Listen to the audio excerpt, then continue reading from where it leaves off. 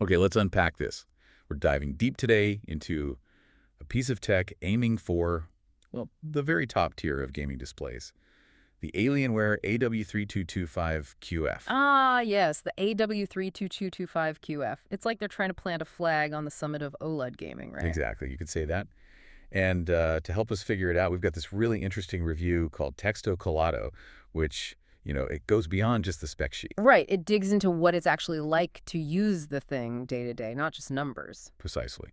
So for you listening, if you want to get clued in quick on what makes this monitor noteworthy, well, that's our goal. We're pulling out the key insights. Yeah, trying to understand the real-world impact for gaming, for everyday stuff, and any potential downsides, too. Forget the jargon overload. Okay, so let's start right at the beginning then. First impressions. What did the review say when they, unboxed it? Well, the immediate takeaway was premium craftsmanship. You know that feeling. Solid, well-built. Yeah. And the Alienware style is there, that futuristic look, but the review notes it feels maybe a bit more refined, more mature this time around. Interesting. Yeah. Sometimes those gamer aesthetics can be a bit much. Totally. Sounds like they found a better balance. What about the physical bits, the stand, the curve? Right, the curve. It's a Gentle One 1700R, Okay. which the reviewer found pretty immersive, but crucially not distorting. Good for fast games and those big open worlds. Kind of the best of both worlds, it seems. Yeah, that makes sense. Subtle is often better for versatility and practically speaking, the stand and all that. Build quality gets top marks. Sturdy stand, good adjustments height, tilt, swivel, all the usual suspects. Good, good. And apparently the base has a pretty small footprint for a 32-inch monitor, which is, always appreciated on a desk. Oh, yeah. Desk space is prime real estate. Tell me about it. And for cable management haters like me, there's a hidden channel and a magnetic cover. Nice little touch. Ah, neat. Shows attention to detail. It does. Oh, and importantly, the screen has a matte coating, effective against glare on that otherwise glossy OLED panel. Big win there. Definitely. Glossy looks amazing in the dark, but reflections can be a killer. So, let's talk about the heart of it, that QD-OLED panel. The star of the show, apparently. Yeah, sounds like it lives up to the hype. The reviewer just raves about the colors vivid, lifelike, and, of course, those perfect OLED blacks. Real depth and punch. That's the OLED magic, isn't it? It is. And HDR content sounds like a real treat. It supports Dolby Vision. Oh, Dolby Vision. Nice. Yeah. And they specifically mention how, explosions look brilliant but natural, and you still see details in the dark areas. A proper visual feast, they called it. That Dolby Vision dynamic metadata really does make a difference, adjusting scene by scene or even frame by frame. Much better than static HDR sometimes. And the size and resolution. 4K on 32 inches. The review reckons that's a sweet spot. Super sharp, great for details in games, but also really good for text clarity when you're, working or browsing. Okay, so practical clarity, too. And just more space to juggle windows and stuff. Good for multitasking. Right. Now, performance. For the gamers focused on speed refresh rate, response time, what's the story? Seriously fast. We're talking 240 hertz refresh rate. 240 hertz at 4K. Wow. Yep. And a crazy low 0.03 millisecond response time. The review really stresses how vital this is for that super smooth responsive feel. Less motion blur, easier tracking. Absolutely critical for competitive play and variable refresh rate, GSYNC. It's NVIDIA G-SYNC compatible. So yeah, it smooths things out, eliminates tearing and stutter. What's interesting is the review says the VRR performance is really solid, even without a dedicated hardware module inside. Huh. That's impressive. Speaks to the panel quality itself, I guess. Seems like it. So how does all this tech actually feel when you're gaming? Yeah, the million-dollar question. The word used was transformative. They tested things like Cyberpunk 2077, Hogwarts Legacy, Call of Duty. Okay, demanding titles. Exactly. And that combo of 4K sharpness and OLED contrast apparently creates this immersion that, well, LCDs just can't match. Seeing details you'd miss otherwise. I can imagine. And the curve in games, did that help or hinder? It sounds like it subtly helps. Yeah. Enhances peripheral vision a bit, especially in racing games or flight sims. Pulls you in gently without warping the image. Nice. Not distracting them. Seems not. And for the really fast-paced stuff, like Valorant, CS2, Overwatch. Yeah, the esports crowd. Buttery smooth was the phrase used.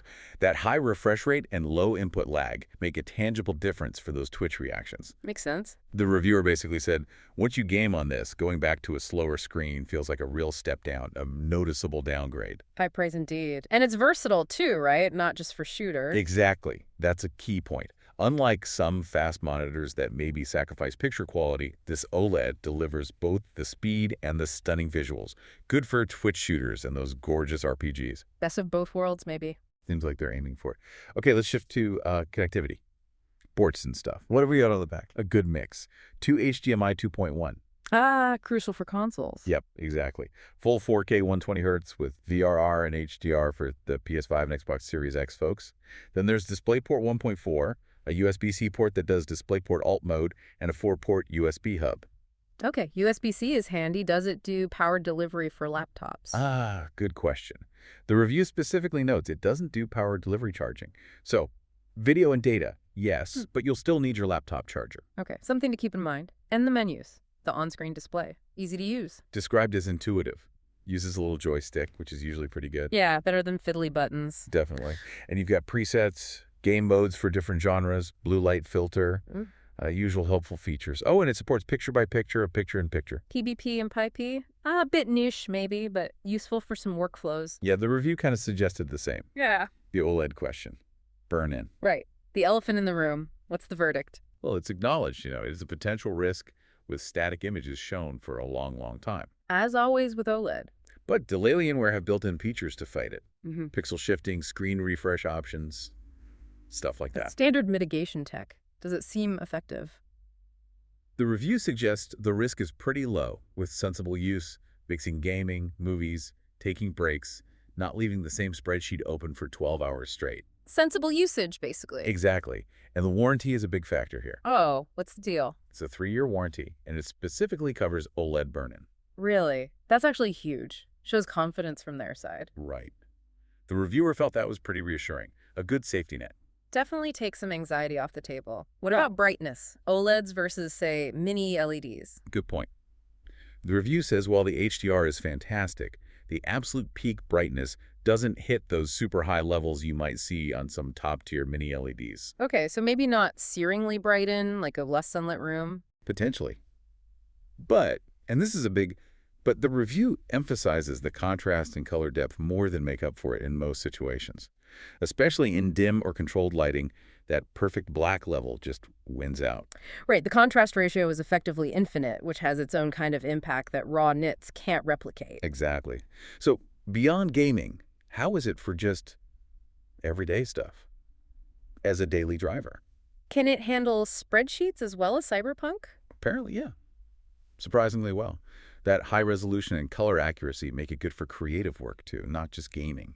Video editing, photo work. In text. Sometimes OLED pixel layouts can be weird for text. The review specifically praised the text clarity. Said it was excellent, no weird fringing or anything. That's good to hear. And the gentle curve also gets a nod for productivity.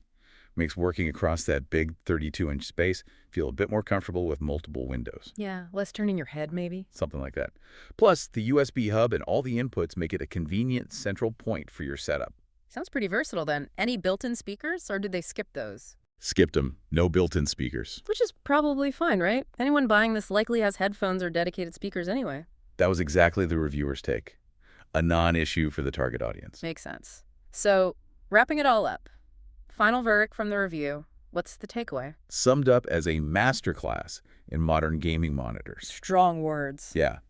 It's acknowledged it isn't cheap, obviously, but the feeling is it delivers exceptional value for the right person. That QD-OLED panel is called a revelation.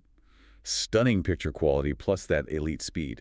The holy grail, almost. Kind of feels like it. They recap the highlights. Dolby Vision HDR, GSYNC compatibility, that 240 Hz speed, the connectivity, the slick design, and crucially, that burn-in warranty. Yeah, that warranty is a big selling point. For sure. The message seems to be, this isn't just keeping up, it's setting new standards for high-end displays. So who's it really for, then? Ideal for serious gamers, obviously both competitive and those who love visual feasts.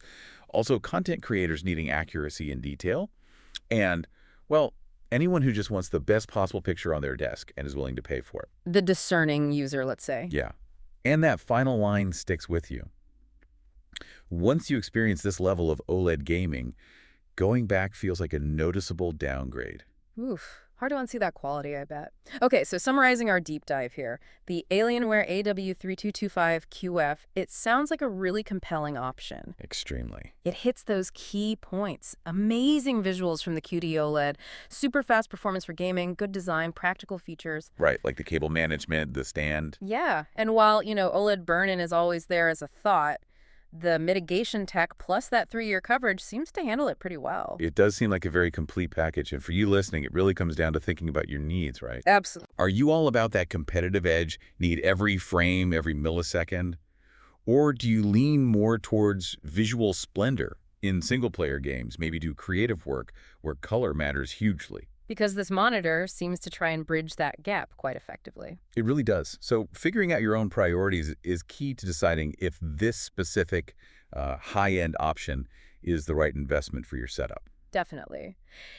This whole deep dive, it really showcases where display tech is, especially with QD-OLED managing to blend that color and contrast with genuine high-speed performance.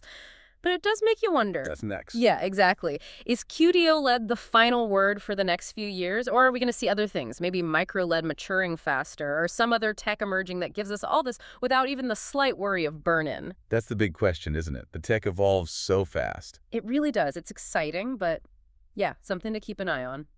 Today's pinnacle might be tomorrow's stepping stone. Makes choosing your next display quite interesting.